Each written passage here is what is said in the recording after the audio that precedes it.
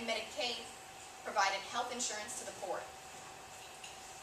In 2003, President George W. Bush expanded the government's role further in health care when he signed the Prescription Drug Improvement and Modernization Act, providing seniors and the disabled with prescription drug benefits and more health care choices.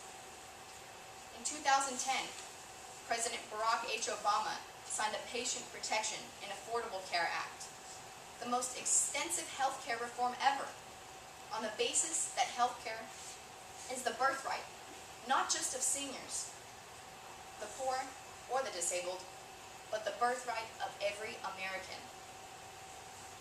Interestingly, both Republican and Democratic presidents have presided over the ever-expanding role of government in the health care at the expense of taxpayers. For that matter, both parties have actively promoted many forms of welfare programs, usually disagreeing only in the size and scope of these programs. It is only very recently that the Tea Party movement within the Republican Party has started agitating against welfare programs on the basis of constitutional principles. If welfare programs are seemingly at odds with our founding principles, how have they become so accepted and interwoven into the fabric of the American political system? Ayn Rand held that America's political achievement was undercut from the very beginning with its conflict with America's prevailing moral code. She stated that a system promoting one's own life and pursuit of happiness was inconsistent with a moral code promoting sacrifice of one's own interest to the needs of others. I'll repeat that. She stated that a system promoting one's life in pursuit of values was inconsistent with a moral code promoting sacrifice of one's interest to the needs of others. Rand's dates are 1905 to 1982. She was born in 1905 in St. Petersburg, Russia. She got her bachelor's degree in history at Petrograd State University. At the age of 12, Rand witnessed the Russian Revolution firsthand. Her father's pharmacy was seized by the communists, and her family was left destitute, having to rely on whatever rations of food, clothing, or money they got from the government. These events influenced Rand greatly. In 1925, she obtained a visa to visit relatives in America, never to return to Russia. An American, she became a screenwriter, a novelist, and a philosopher, developing her own system of philosophy, objectivism, which among other things provided a rationally moral basis to defend the Founding Fathers' concept of individual rights. A defense that she felt was sorely lacking in the culture, and without which she predicted the culture would continue to deteriorate, as historically welfare states have. In 1963, Rand wrote an essay titled Man's Rights, where she wrote, "A right is a moral principle defining and sanctioning a man's freedom of action in a social context. The concept of a right pertains only to action, specifically to freedom of action, and means freedom from physical compulsion, coercion, or interference by other men." Rand argued that the moral basis of rights rests on the conceptual identification that man's life is the standard of value. Again, she argued that the moral basis of rights rests on the conceptual identification that man's life is the standard of value, that the good is which that promotes his life, and the evil is that which destroys or threatens his life. To sustain one's life, she noted that man must be free to think, as his reasoning mind is his tool for survival, and cannot function by coercion or force. Rights are conditions of existence required by man's nature for his proper survival. If man is to live on earth, it is right for him to use his mind. It is right to act on his own free judgment. It is right to work for his values and to keep the product of his work. If life on earth is his purpose, he has a right to live as a rational being. Nature forbids him the irrational. She also identified the fallacy inherent in any form of groups' rights. In her essay titled Collectivized Rights, she wrote, "The notion of collective rights, the notion that rights belong to groups, not individuals, means that rights belong to some men, but not to others. That some men have the right to dispose of others in any manner they please, and that the criterion of such privileged position consists of numerical superiority." I'll repeat this quote. The notion of collectivized rights, the notion that rights belong to groups, not to individuals, means that rights belong to some men, but not to others.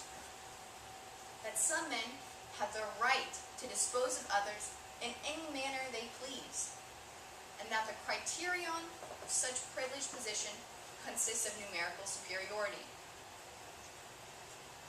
Rand understood that real rights belong to individuals, not groups, and are freedoms to action, not goods and services gained at the expense of others. Real rights are rights to act freely, to sustain and fulfill the requirements of your life. In recent years, two groups have petitioned the government for rights. In 1990, the Republican President, George H.W. Bush, signed the American with Disabilities Act into law, effectively passing a whole new set of rights for the disabled. The ADA prohibits discrimination on the basis of disability in employment, state and local government, public accommodations, commercial facilities, transportation, and telecommunications. This act required businesses, both public and private, to provide access to handicapped parking spaces, handrails, wheelchair ramps, braille signs, and telecommunications for the deaf or hard of hearing, to name just a few of those concessions afforded to the handicapped, all to be funded at the expense of taxpayers and business owners. In 1996, the Defense of Marriage Act was passed. The third section of the act reads as follows. The word marriage means only a legal union between one man and one woman, as husband and wife. And the word spouse refers only to a person of the opposite sex who is a husband or wife. In effect, this act explicitly prohibited same-sex couples from marrying. Is there a fundamental difference between the rights of handicapped as against the rights of same-sex couples? I submit there is. Both groups are seeking rights, but one group seeks favors at the expense of others, while the other seeks freedom to act in accordance with their best judgment and at the expense of no one.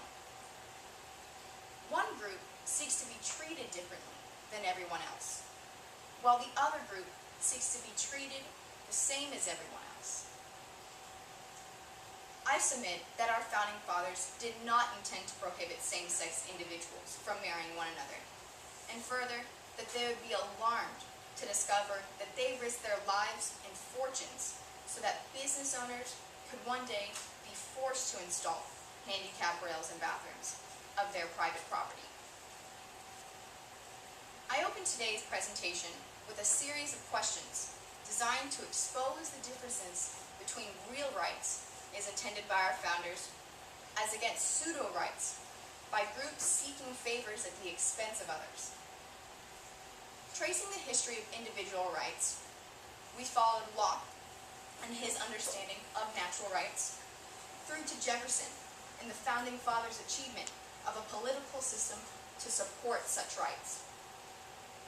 Examining slavery, suffrage, the feminist movement, the New Deal, the Social Security Act, Medicare and Medicaid, healthcare, the Americans with Disabilities Act, and same-sex marriage, we were able to form a distinction between those rights that called for the freedom to act versus those that called for the provision of free goods and services. Through Rand, we saw the moral basis for defending real rights, and also the fallacy of groups seeking rights, as a group rather than as individuals.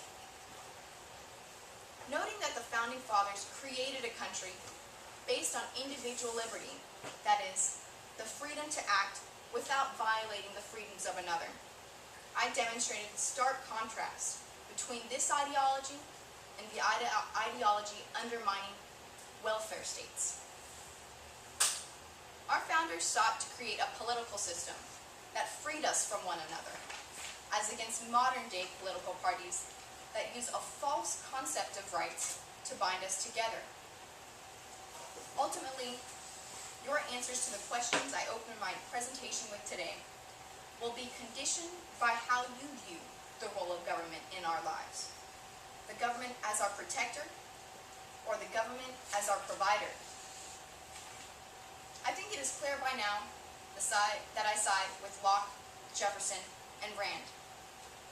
I stand on the side of individual liberty that comes at the expense of no man.